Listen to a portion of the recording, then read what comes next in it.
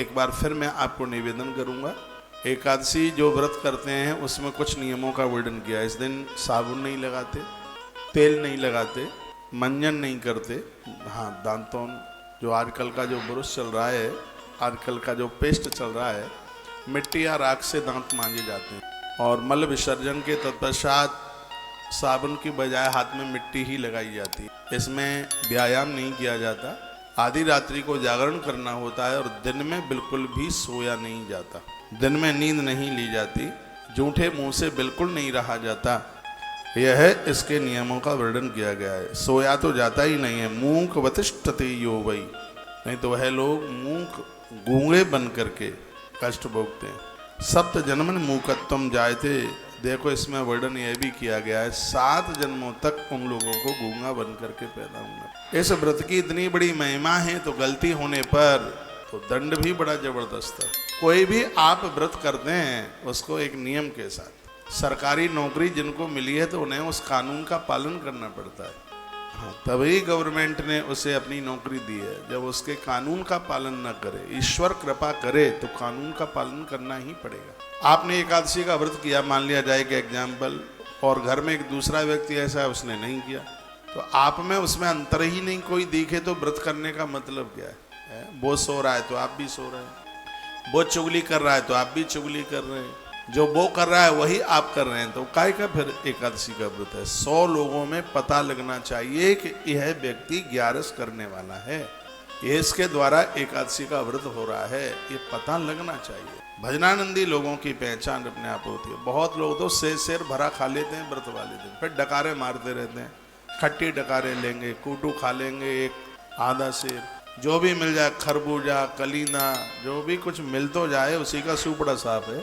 फिर ये कहते फिरेंगे कि हमने व्रत किया है, तो व्रत किया है तो भैया ऐसा तो व्रत तो कोई भी कर ले। ऐसा व्रत आपने व्रत किया है पूरे दिन, उसमें भूख का अनुभव होना चाहिए, अनुभूति होनी चाहिए। और यह मेरी बिल्कुल झूठी नहीं है बात।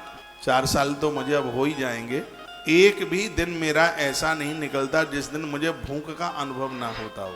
अन्न छोड़ा है तो भूख का अनुभव होता है, मुझे पता लगता है, मुझे एहसास होता है। चलो ठीक है, मेरा संयमित जीवन है, मेरे चेहरे पर थकान नहीं दिखती, ये मेरा संयम है, लेकिन मुझे हर क्षण हर पल ये लगता है कि मैं भूखा हूँ। मुझे लगता है, मुझे ऐसा लगता है कि मेरा पेट बिल्कुल खाली है। आज तो मैं इतना जल्दी निकल गया था कि आज तो कुछ लिया ही नहीं है। दूध लेके रोज आता था, आज तो वो भी नहीं ले पाया। मैंने इस बच्चे मनीष को बोला भी, मैंने कहा देख बेटा, दूध का जग वगैरह दिख नहीं रहा है, तो इतने में यहाँ टाइम हो गया था, मैं सीधा इधर चला आया। तो हर समय लगता रहता है, तो उससे पता तो लगता है कि मैंने अन्न छोड़ रखा है।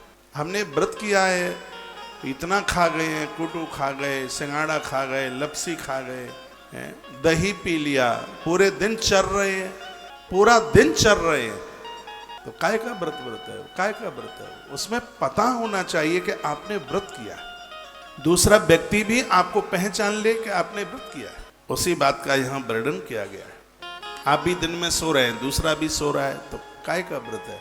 व्रत उसका खंडित है।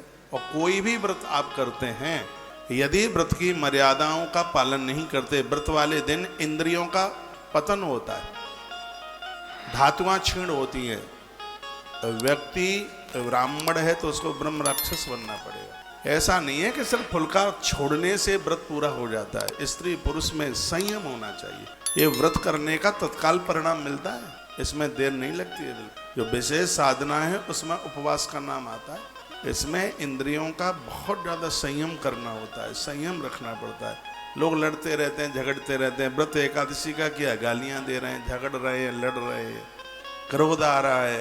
तो इन सब चीज़ों का, इन सब बातों का इस ग्रंथ में वर्णन किया है।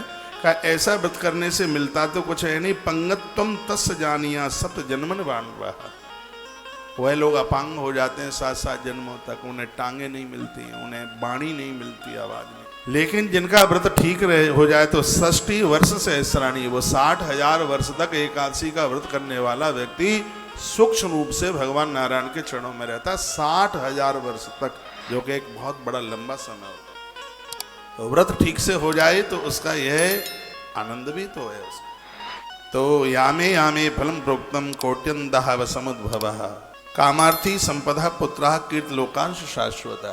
जो 11 का व्रत करता है उसको अच्छी पत्नी मिलती है, बेटियों को अच्छा वर मिलता है। और गर्भिणी नारी एकादशी का व्रत तब तक तो कर ही सकती है जब तक उसको उठने बैठने में कोई दिक्कत नहीं है। इसमें वर्णन है कि उसको ऐसी संतान होती है पूरी धरती पर उसकी कीर्ति हो जाती है, उसका यश हो जाता है।